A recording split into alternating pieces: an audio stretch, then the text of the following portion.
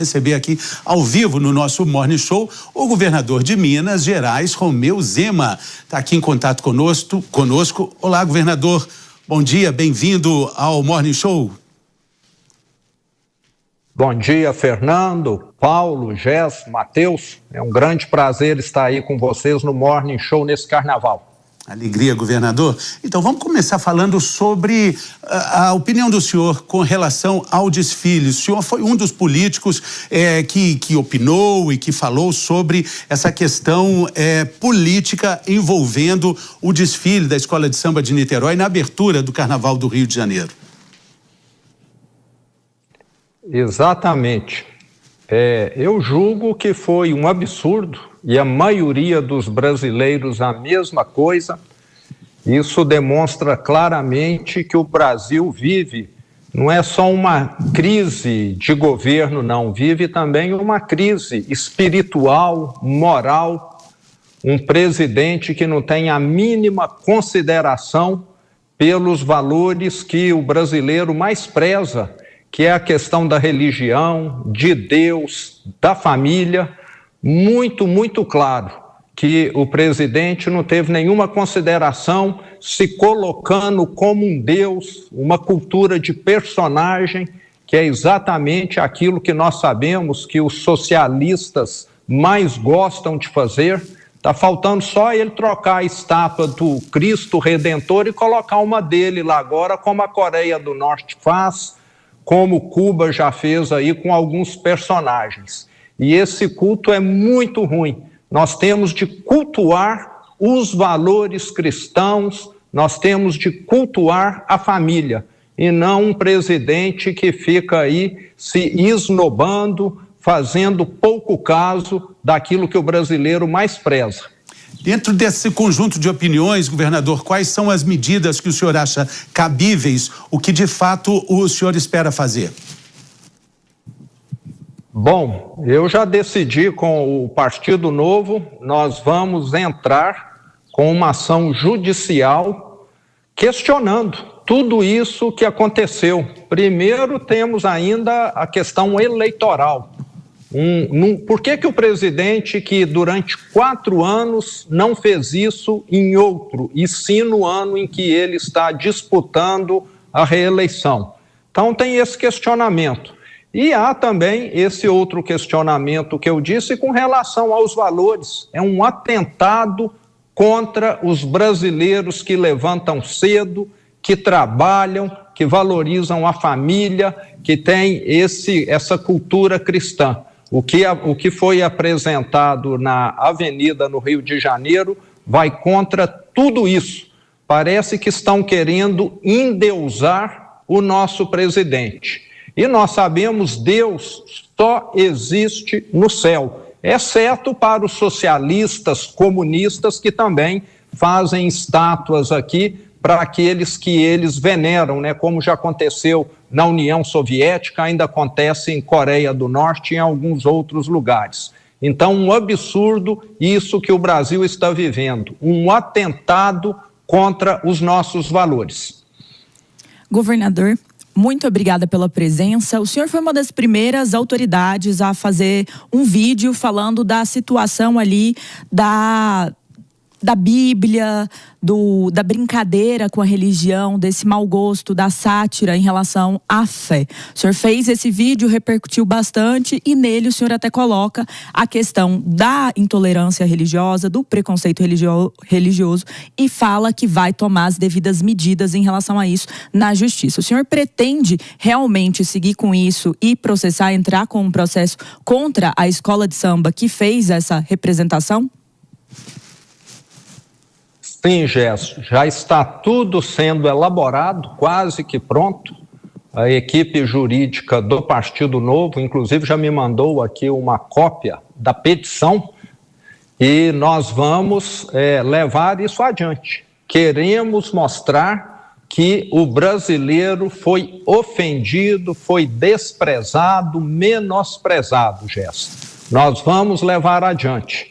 É uma postura do Partido Novo. O Partido Novo, apesar de pequeno, é independente, não tem o rabo preso, da mesma maneira que eu, Jess. Eu até tenho dito também que sou o único pré-candidato à presidência que tem criticado o Supremo. Como eu não tenho rabo preso, acho inadmissível mulher de ministro fazer contrato para ganhar 3 milhões por mês, irmão de ministro ter outro contrato de compra e venda para receber 35 milhões. Me parece que os outros têm alguma diferença. Eu falo tudo que eu acho correto e que o brasileiro acha também. Por isso que eu falo que eu sou um político bem diferente dos demais. Eu estou aqui para fazer aquilo que eu acho certo e não para fazer aquilo que é conveniente para poder ganhar uma eleição, como muitos fazem. Governador, bom dia. Matheus aqui. O senhor acabou de comentar justamente a sua pré-candidatura, né? E a gente ainda vê não vou dizer um racha, mas várias frentes da direita também se manifestando com essa intenção de serem candidatos. Pode ser uma estratégia, enfim, pode ainda ser uma falta de alinhamento, mas como que o senhor enxerga tanto a sua pré-candidatura, que já começa a aparecer nas pesquisas, né, sendo muito citado, e como que isso pode desdobrar lá na frente, né, numa possível junção da direita, enfim, como que o senhor enxerga esse cenário para esse ano? Matheus, nós teremos 1, 2 ou 3 candidatos pela direita, isso é certo, né? O PSD vai lançar um candidato, o Flávio é um candidato, eu serei outro candidato, e isso, diferentemente do que se diz, não enfraquece a direita, pelo contrário, fortalece. Nós estamos unidos. Nós estaremos juntos no momento mais importante, que é no segundo turno. Eu mesmo estive com o presidente Bolsonaro em maio, junho do ano passado para discutir essa questão com ele, e ele é dessa mesma opinião. Nós somos governadores bem avaliados, cada um no seu estado vai trazer mais votos do que qualquer outro traria, e vamos transferi-los no segundo turno. Então, a direita está unida, ela tem um diferencial com relação à esquerda, tem vários bons candidatos. E a esquerda, nós sabemos, só tem um candidato há 40 anos que já passou da hora de aposentar.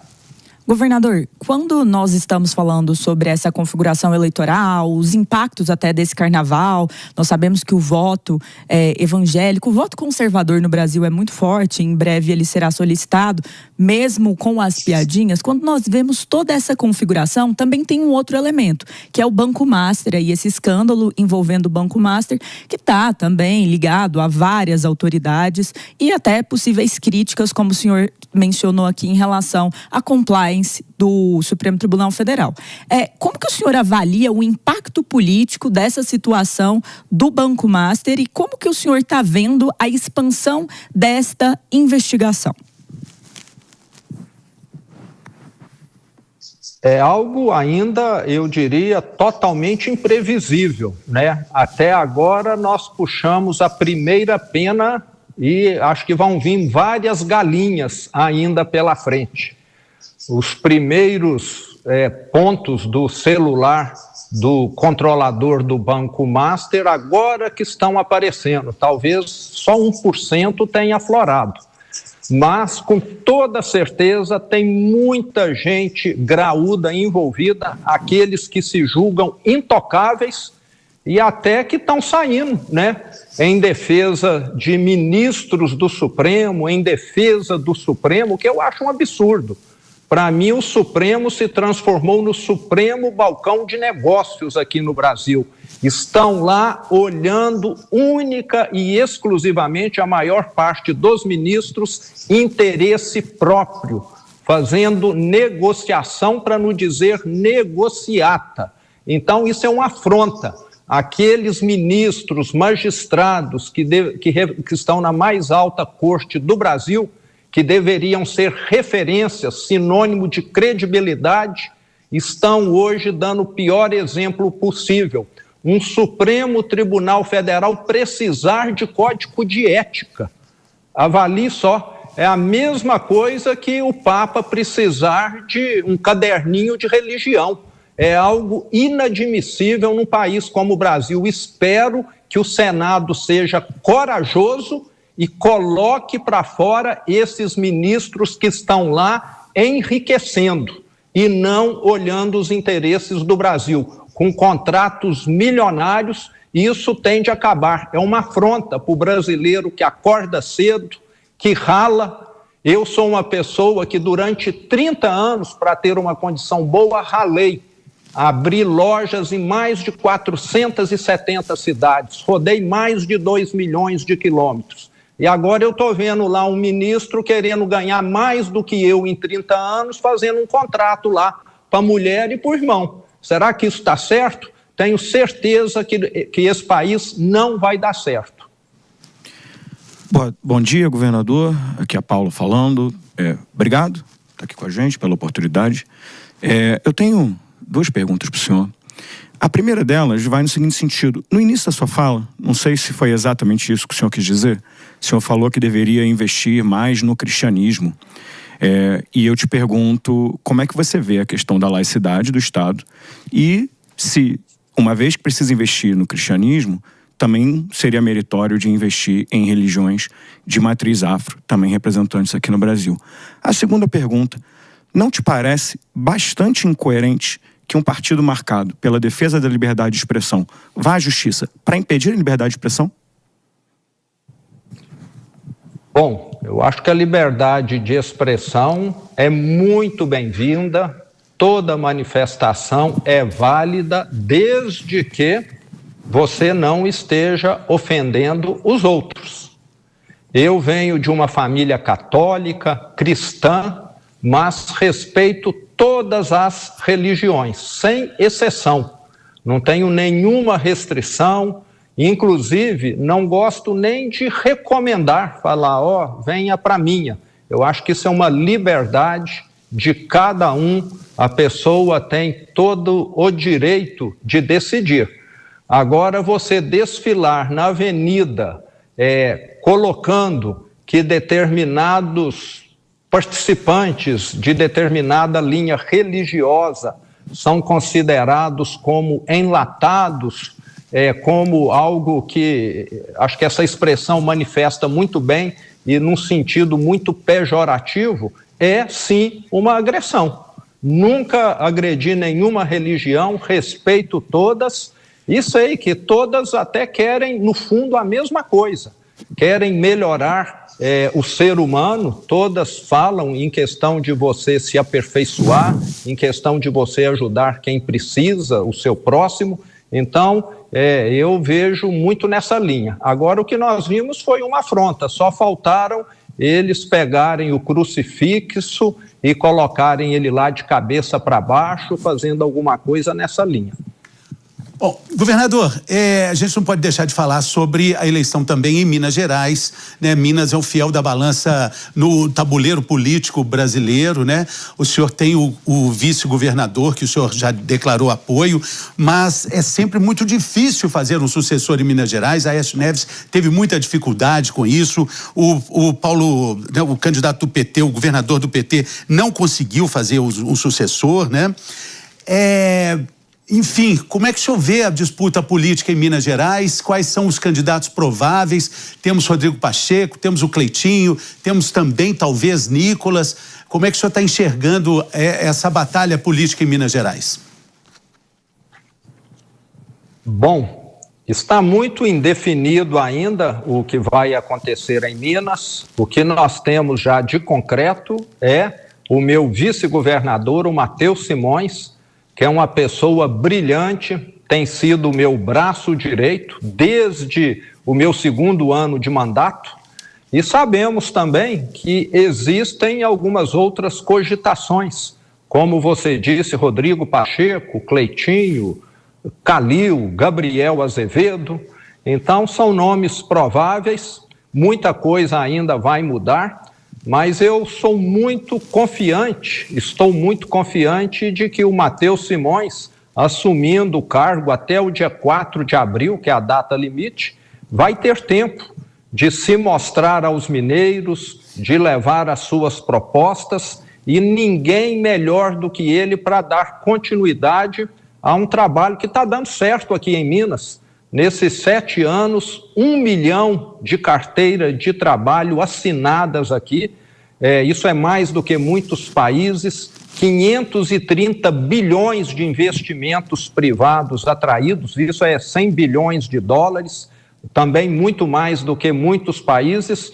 Então, esse trabalho tem de continuar. Minas, que era um cemitério de obras abandonadas e vandalizadas, hoje é um grande canteiro de obras em andamento, e ele participou disso tudo. E eu estarei dando todo o apoio para ele, porque sei que ele dará continuidade a todo esse círculo virtuoso que nós criamos. Deixamos para trás o círculo vicioso do PT aqui em Minas, que arruinou, que destruiu o Estado. Bom, antes da gente terminar, Jess, tem mais a última pergunta aqui da nossa entrevista, governador. Por favor, Jess. Governador, o deputado federal Nicolas Ferreira convocou uma manifestação da direita para o dia 1º de março. Eu gostaria de saber se o senhor estará presente, se o senhor apoia essa manifestação. Ainda não vi uma declaração do senhor sobre isso e gostaria de saber. Vai ou não? Estarei lá presente.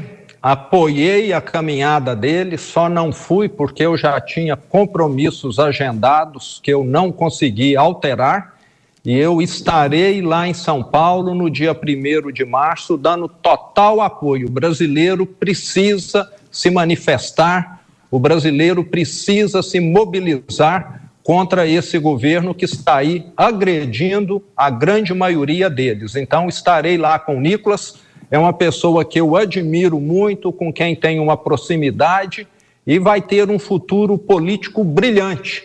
Ele tem a idade do meu filho, 30 anos, então temos aí, como eu já disse, na direita, uma quantidade de talentos que vai fazer toda a diferença ao longo do tempo. E o Nicolas, com certeza, é um dos nomes que mais destaca. Governador, muito obrigado por sua atenção, sua participação nessa terça-feira de carnaval, por nos atender aqui no Morning Show.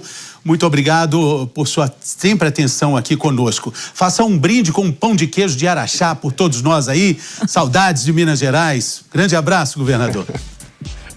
Tudo de bom para vocês. Uma ótima terça-feira. Um abraço. Valeu, muito obrigado, governador Romeu Zema, governador de Minas Gerais, falando ao vivo aqui conosco no nosso Morning Show. E nesse momento, break na nossa rede de rádio.